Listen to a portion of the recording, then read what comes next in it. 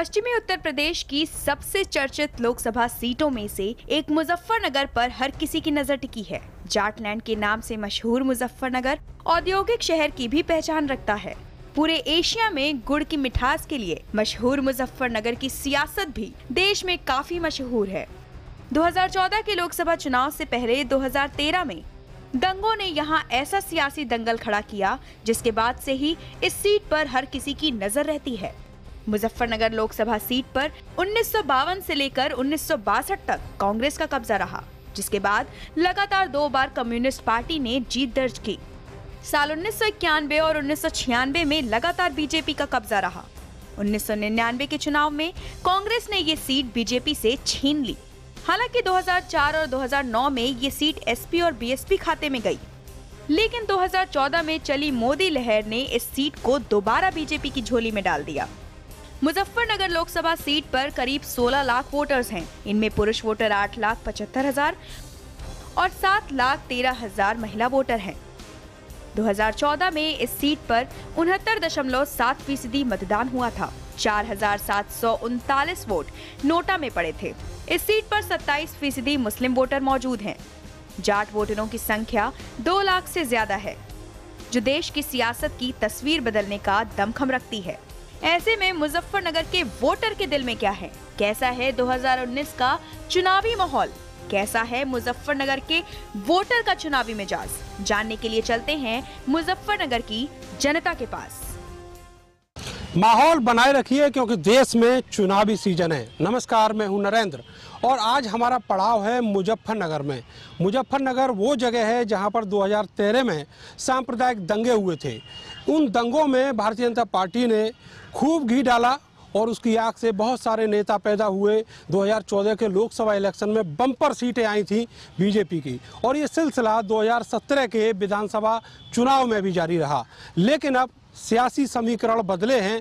उत्तर प्रदेश में 2019 में फिर से लोकसभा का चुनाव है, लेकिन बुआ बबुआ का गठबंधन है और दूसरी तरफ कांग्रेस पार्टी में प्रियंका गांधी की एंट्री है।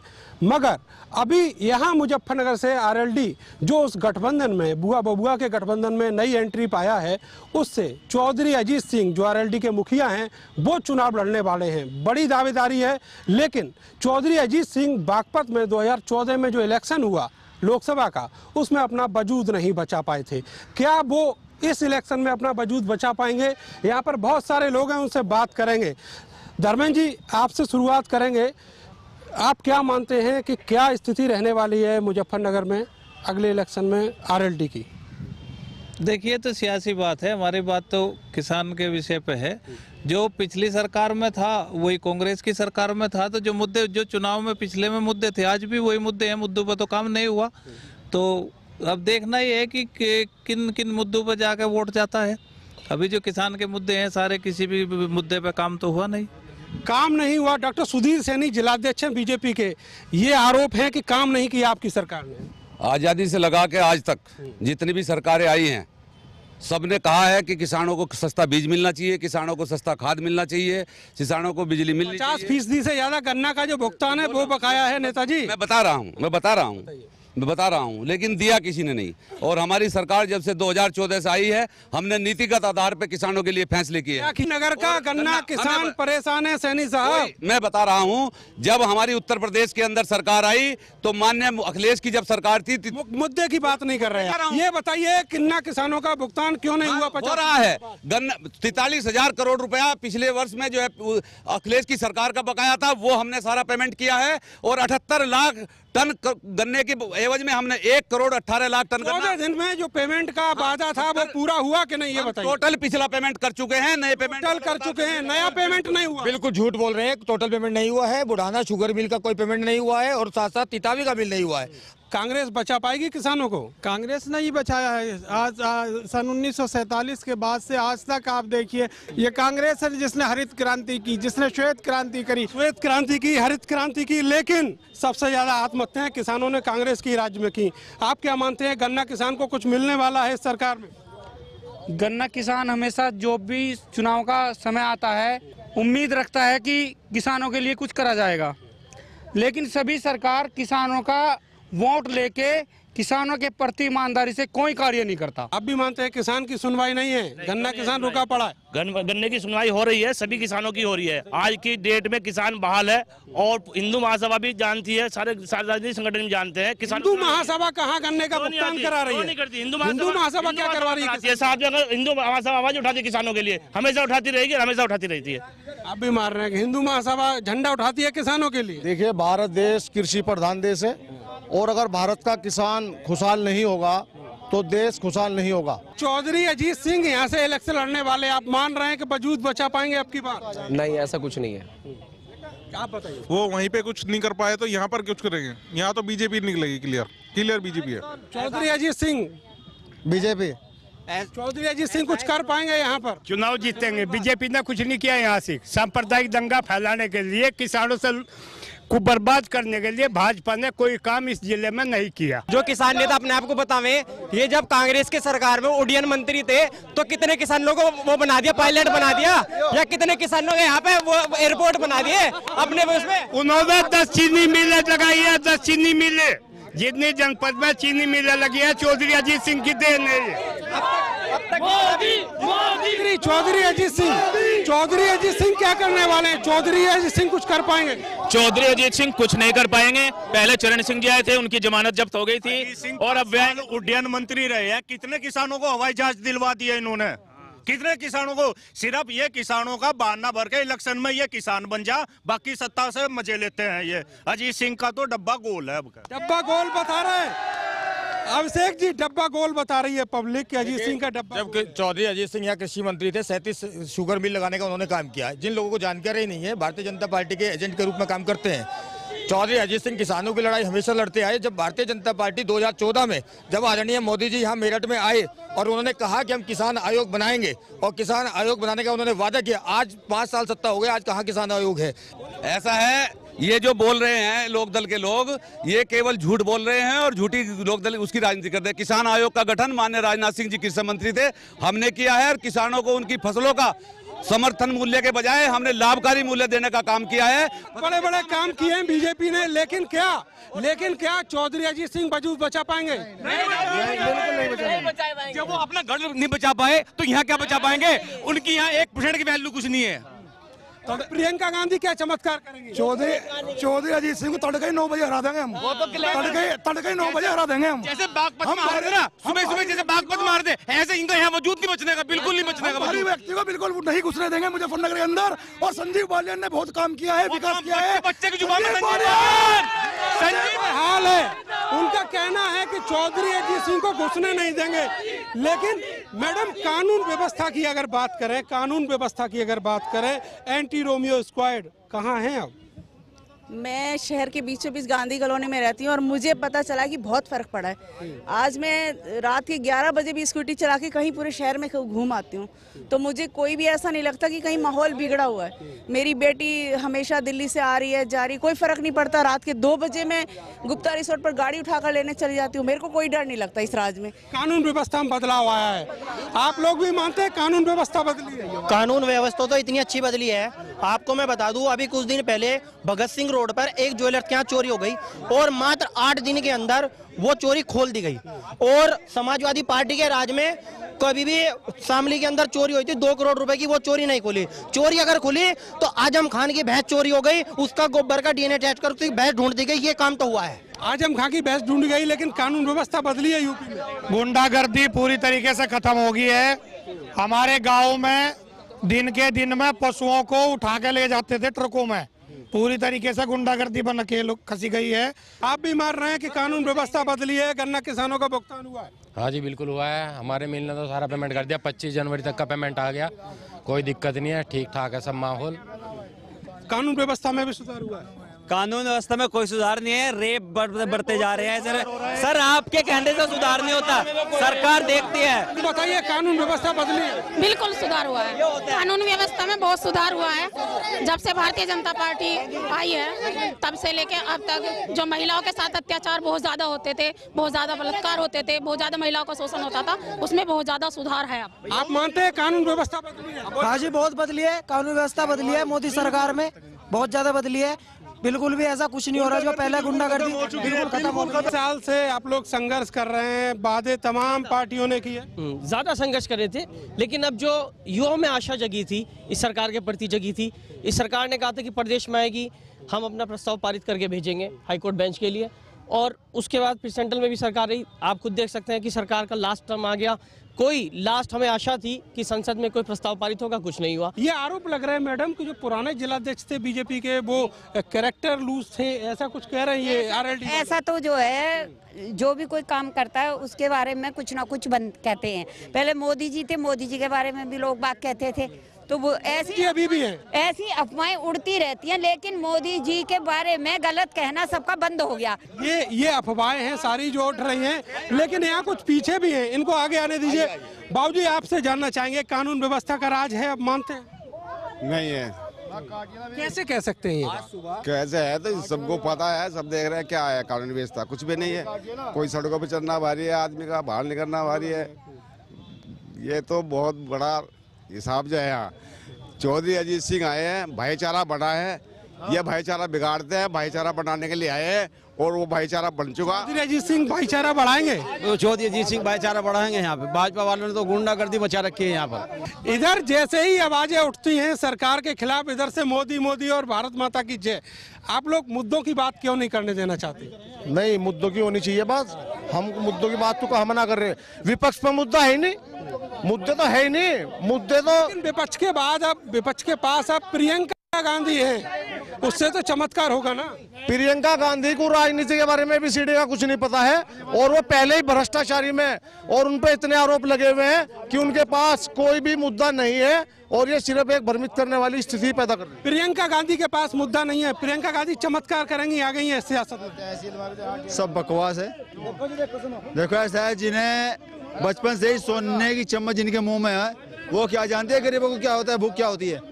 मैं कहना चाहता हूं, मैं यूनियन, किसान यूनियन से जुड़ा हुआ हूं और समर्थक हूं पक्का, क्योंकि किसानों की एकमात्र अगर देश में कोई संगठन है तो यूनियन है। और मोदी से ये कहना चाहता हूं कि इस बार विपक्ष पार्टियों एक करार तमाशा जड़ें, और जो शहीद हुए हैं, जो जवान शहीद हुए हैं, उनकी बेटी, उनके भाई, उनके पिता, उनकी पत्नी, किसी को भी जो योग्य हो उनको चुनाव मैदान में उतारें, और सभी सीटों पर जो शहीद हुए हैं उनके परिवार वालों को टिकट दें। नेता छोड़ो, नायक लाओ, देश का सम्मान। अच्छा, नेता छोड़िए, एक नई मांग यहाँ पर उठी है, एक नई मांग यहाँ पर उठी है कि अब नेता छोड़ दो और नायक लेके आओ। ये मांग आई है कि शहीद के जो परिवार के लोग हैं वो इलेक्शन में खड़े हों। शहीदों के प्रति हमारी श्रद्धांजलि भी है और हम सच्चा नमन करते हैं और उनके प्रति हम पूरी आस्था रखते हैं, और निश्चित रूप से जो उनके परिवारों के लोग कहीं राजनीति में आना चाहेंगे और जो योग्य होंगे, हमारी भारतीय जनता पार्टी हमेशा शहीदों के साथ है और आज भी है। अगर कहीं ऐसी स्थिति होगी तो उसके लिए हम तैयार हैं। आपकी और कांग्रेस पार्टी के जो नेता हैं वो सबूत मांग रहे हैं वायुसेना। कांग्रेस पार्टी के नेता अपने सबूत दें, जो लगातार 2004 से लगा के 14 तक जब अखबार के पन्ने खोलते थे, लगातार घोटालों की परतें खुलती थी। कभी कोल घोटाला, कभी खेलगांव घोटाला, कभी स्पेक्ट्रम घोटाला, और जितना भी इस देश का पैसा था वो सारा घोटालों की भेंट की। सरकार को घोटाला सरकार कह रहे हैं। नहीं, आज जितने जबरदस्त घोटाले और यहाँ तक के रक्षा सौदों में घोटाले, देश के साथ गद्दारी हो रही है। भारत माँ का नारा लगा के, भारत माँ की जय जयकार करके भारत माँ के साथ गद्दारी कर रहे हैं। स्ट्राइक को लेके कांग्रेस और बीजेपी आमने सामने, क्या आप भी उसी युद्ध में कूदे हुए? देखिए, सर्जिकल स्ट्राइक लोग कोई सबूत नहीं मांग रहा है, और दूसरी बात है, मांगने वाले लोग मांग भी रहे हैं, इनका शिवसेना मांग रहा है, उससे तो कोई सवाल नहीं कर रहा है। आप पूछिए, इनका सहयोगी दल शिवसेना है, वो सर्जिकल स्ट्राइक पे आपका मांग रहा है सबूत। लगातार हम जनता के बीच में जाकर शहीदों को नमन कर रहे हैं। जहां भी हमारे कार्यक्रम हो रहे हैं वो सब शहीदों को नमन के कार्यक्रम हो रहे हैं। ये जितना बड़ा अपमान शहीदों का इन्होंने करा है बिहार के अंदर, उसका जिस वक्त ये खुली रैली कर रहे थे और तमाम मंत्री बिहार के, तमाम केंद्रीय मंत्री वहां पर मौजूद थे, और कोई इतना भी नहीं क्या नाम, एक डीएम और एसपी को छोड़ के वहां किसी को भेज दिया हो। इतना बड़ा अपमान 1947 के बाद से आज तक शहीदों का नहीं हुआ। थोड़ा सा इधर जान लेते हैं, क्या वाकई में बीजेपी सम्मान कर रही है शहीदों का? हाँ जी, बीजेपी सम्मान कर रही है शहीदों का। मैडम, आप मान रही हैं कि बीजेपी का स्टैंड सही है पुलवामा के बाद? हाँ, बिल्कुल सही है। बीजेपी से अच्छी सरकार हो ही नहीं सकती। बीजेपी ने बहुत अच्छा काम किया है और फौजी भाइयों को बहुत हिम्मत और शक्ति। शहीदों का सम्मान कर रही है बीजेपी? बिल्कुल कर रही है और अच्छा कर रही है। आप भी मान रहे हैं?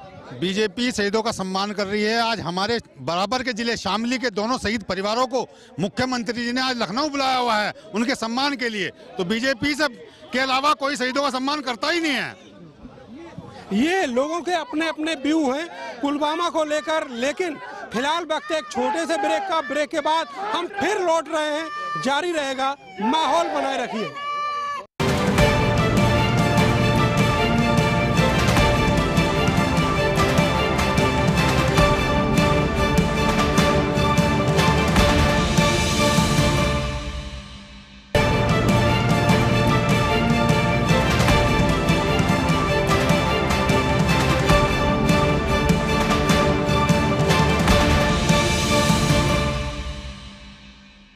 माहौल बनाए रखिए। ब्रेक के बाद आपका स्वागत है और पब्लिक पूरे जोश में है।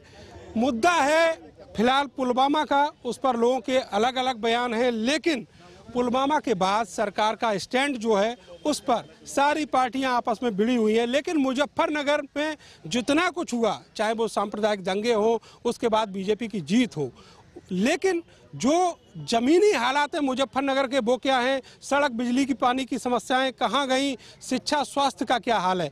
अब की बार यहाँ बात करेंगे। आप बताइए कि यहाँ पर सड़कों के क्या हाल है? सड़कों की बहुत अच्छी व्यवस्था है। जितने भी पहले हमारे यहाँ एक नेशनल हाईवे था और जब भारतीय जनता पार्टी की सरकार आई तो यहाँ पे 2 नेशनल हाईवे बने। और मैं एक युवा हूँ और देश का नौजवान हूँ। सबसे पहले मैं बात करूंगा अपने देश हित के बारे में। तो अभी आप कितने पढ़े लिखे पहले ये बताइए? इंटर किया है, आगे पढ़ रहे हैं क्या? अभी नहीं हूँ। क्या काम करते हैं? जॉब करता हूँ। कहाँ जॉब कर रहे हैं? अभी हाल ही में जॉब मिला या पहले से जॉब है? 15 सालों की नौकरी करते 15 सालों से नौकरी कर रहे हैं। आप बताइए रोटी रोजगार के क्या हाल है मुजफ्फरनगर में? सर देखिए यहाँ पर अरे आप लोग लड़िए मत, बिल्कुल। अरे ये आपस में मत लड़िए, मत, अरे झगड़िए मत आपस में। सुनिए, शांति बनाए रखिए, शांति बनाए रखिए, शांति बनाए रखिए, थोड़ा शांति बनाए रखिए। आप थोड़ा शांति बनाए रखिए, थोड़ा शांति बनाए रखिए भाई साहब, थोड़ा शांति बनाए रखिए, थोड़ा शांति बनाए रखिए। अध्यक्ष जी रुक जाइए, रुक जाइए, झगड़ा मत करिए, रुक जाइए। क्या बात, क्या क्यों नाराज हो रहे हैं? इनके डीएनए में ऐसा है जो ये गुंडा एलिमेंट लोग हैं इधर के ही सारे, और वो गुंडागर्दी की बात करते हैं, केवल झूठ बोलते हैं, बिना मतलब की झूठ बोल के दूसरे लोगों को इंगित करते हैं। आप लोग आपस में क्यों भिड़ रहे हैं? इस जनपद की 90% सड़कें रिपेंटिंग हो चुकी हैं, नहीं बन चुकी हैं। नई सड़कें बन गई हैं, फिर क्या मुद्दा है लड़ने? अभी सड़कें नहीं बनी हैं, ये भिड़े इसलिए है। एक यहाँ से रोड जाता है मीरापुर, और मीराना से पहले 50 लोग लगभग 6 महीने वहाँ मर चुके हैं, ये अध्यक्ष जी को पता है, एक्सीडेंट में। अभी एक्सीडेंट में मरे हैं। उन्होंने ये कहा कि वो एक्सीडेंट लोग मरे, तो उन्होंने कहा मरने दीजिए, लोग मरने के लिए होते हैं। तो ये क्या जवाब है? आप ये बताइए, सड़कों के हालात मुजफ्फरनगर में, सड़क जो विकास है, ऐसा है जो भारत माता की बात करते हैं ना, हम उनसे एक चीज कहना चाहते हैं प्रधानमंत्री से, योगी जी से, कि वो सबकी भर्ती करें और पाकिस्तान पे अटैक करें अगर उनमें हिम्मत है। यहाँ खड़े होने से कुछ नहीं होता, यहाँ नारे लगाने से कुछ नहीं होता। मेरा नाम नौशाद खान है, सबसे पहले जाऊंगा, मेरा बांधो बारूद, हमारे बांधो, पाकिस्तान पे हम गिरेंगे जाके। अटैक करा है, कौन कहता नहीं करा अटैक? अब मैं आपसे बता देना चाहता हूँ मान्यवर, एक मिनट जरा, अभी आपने एक चीज कही थी, एक मिनट देश की बात करते हैं, जो सक्षम कर रहे हैं उन लोगों को ये करना चाहिए, उनकी भर्ती करनी चाहिए, और सबसे पहले देश के जवानों के लिए हम लोगों को आगे जाकर लड़ाई लड़नी चाहिए। चलो ये कह रहे हैं कि हमारे बम लगा के, अभी सुतली बम लगाकर इनकी ट्राई की जाए। हम देखते हैं कि ये सुतली बम सहन कर पाते हैं, कह देते हैं इनको बम लगाकर जाए, कहने से कुछ होता है क्या? बिजली पानी की समस्या देखिए, अगर हम पूरी तरह से देखें तो पूरी तरह से यहाँ की व्यवस्था चरमराई हुई है। सड़क का हाल यह है कि ये लोग कहते हैं कि गड्ढामुक्त सड़क देंगे, लेकिन कहीं भी गड्ढामुक्त सड़क नहीं है। अभी गलत बयान ही ना करो सर, 25-25 साल पुरानी सड़कें बनी है। एक सेकंड, 25-25 साल पुरानी सड़कें बनी है जो 25 साल से बदहाल थी। आप सुने, मुजफ्फरनगर दंगों की जांच जब हुई, जब मुजफ्फरनगर दंगों पर जांच कमेटी बैठी, तो उसका एक बिंदु ये भी था कि खराब सड़कों की वजह से पुलिस के हाथ में नहीं पहुंच पाई। मैं कह रहा, ये जितने विपक्ष वाले हैं इनके पास कोई मुद्दा तो है नहीं, क्या करें, किससे, मोदी से किस ले लें? हम आम जनता है, हम मोदी से मतलब। लेकिन मुंह खोलने का अभिव्यक्ति का अधिकार तो सबके पास है ना, तो बोलने दीजिए ना, बोलने दीजिए। बसपा वालों से एक बात, सपा बसपा वालों से एक बात पूछना चाहता हूँ, इनका मुख, भाई साहब शांत हो जाओ। सपा बसपा वालों से एक बात पूछना चाहता हूँ, इनके ही मुखिया दन्नो पूरे प्रदेश के मुखिया रह चुके, ऐसी क्या कंडीशन आ गई कि दन्नों को मिलके लड़ना पड़ रहा चुनाव? अगर ये डर है तो ये डर का खौफ हमें पसंद है। देवबंद से जैस के 2 आतंकवादी पकड़े गए, मैं इनसे कहता हूँ चलो देवबंद, हम साथ हैं, उड़ाओ बम से उन आतंकवादी को उड़ाओ। क्या बात कर रहे हो? वो आतंकवादी तो एटीएस ने पकड़ लिए ना, तो ये कह रहे हो ना, उनकी जांच कराओ। देवबंद में सबसे ज्यादा आतंकवादी, मदरसों में आतंकवादी पढ़ाए जा रहे हैं, उसका सबूत अभी मिला है। आपकी सरकार क्या कर रही है? पकड़ रही है। बस जब विपक्ष एक हो जाता है, विपक्ष पकड़ा लेता है उन्हें, विपक्ष परेशान हो जाता है, धरने प्रदर्शन करता है। रोटी रोजगार के मुजफ्फरनगर में क्या हाल है, ये बताइए। अच्छे है जी, बहुत अच्छे बात। हमारे संजीव बालियान बहुत अच्छे कार्य कर रहे हैं। हमारे मुजफ्फरनगर जो सुविधा नहीं थी वो सुविधा आ रही है आजकल। रोटी रोजगार मिल रहा है? रोजगार मिल रहा है मगर कम मिल रहा है। जो लो वर्ग के लोग हैं, जो मध्यम वर्ग के लोग हैं, उनको रोजगार में बहुत कमी आ रही है। जैसे महंगाई बढ़ चुकी है, पहले नोटबंदी, फिर उसके बाद बेरोजगारी, मेहनत करने के बाद भी रोटी मिल रही है लोगों को इस टाइम। बहुत ज़्यादा बुरे हालात हैं, ज़्यादा बुरे हालात है मुजफ्फरनगर के। मैं ये जानना चाह रहा हूँ कि यहाँ के जो जेन्युइन मुद्दे हैं वो क्या हैं, क्यों उन मुद्दों से आप लोग उन मुद्दों पर बात करने तैयार नहीं? दरअसल क्या है कि यहाँ लोग अपने स्वार्थ में जी रहे हैं, किसी को भी देश की और देश की आन बान की, शान की, समाज की नहीं पड़ी, वो जी रहे हैं अपने व्यक्तिगत स्वार्थ के लिए। बात करते हैं हम सीमा पे भर्ती होंगे, हम सीमा पे जाकर देश की रक्षा करेंगे। अरे मैं अपने कहना चाहता हूँ, यहाँ गंदगी की साफ कर नहीं सकते ये लोग, अपने आसपास की गंदगी साफ नहीं कर सकते, देश की सुरक्षा क्या कर लेंगे ये लोग? आप भी मानते हैं कि यहाँ के जो रोटी रोजगार के मुद्दे हैं उनमें सुधार आया है? नहीं, यहाँ पे कोई सुधार नहीं है। जो पहले था, पहली सरकार में था, वो भी इसी सरकार में भी वही हाल है। यहाँ पे कोई जो सड़क पे पहले दो नेताजी बोलने तो किसी को, जो सड़कों का पहले हाल था वही अभी हाल है। यहाँ पे कोई रोजगार का वो नहीं हुआ है, बेरोजगार अभी भी वही हाल है। पढ़ाई लिखाई कुछ अच्छी हुई है? पढ़ाई लिखाई जो पहले था और कम हो गए। मुजफ्फरनगर में सड़क, बिजली, पानी, कुछ यहाँ के जो पुराने मुद्दे हैं उनमें विकास आया है, कुछ बदलाव आया है मुजफ्फरनगर? भाजपा सरकार के आने से पहले यहाँ पे सबसे पहली बात तो गुंडागर्दी बहुत थी, चोरी चपाटी। अरे मारपीट क्यों कर रहे हैं? अरे भैया, तो ये हाल है मुजफ्फरनगर का। मुजफ्फरनगर में कानून व्यवस्था कैसी है आपने देखा, और यहाँ पर जब से हमारा शो शुरू हुआ तब से 2-3 बार झड़पें हो चुकी, और अंततः स्थिति ये है, अभी भी जो मार पिटाई है दूर तक देख सकते हैं, इस तरह की ये मार पिटाई यहाँ पर चल रही है। और मुजफ्फरनगर में जो विकास के मुद्दे हैं, रोटी रोजगार के मुद्दे हैं, उन पर अगर कोई बात भी करना चाहता है तो उनको इस तरीके से पीट कर और भगा दिया जाता है। फिलहाल ये देखना होगा कि 2019 में किस तरह का जो सियासी ऊंट है वो करवट बदलेगा और दिल्ली की सत्ता पर कौन आसीन होगा। फिलहाल के लिए सिर्फ इतना ही। माहौल बनाए रखिए, मिलते हैं अगले शहर में।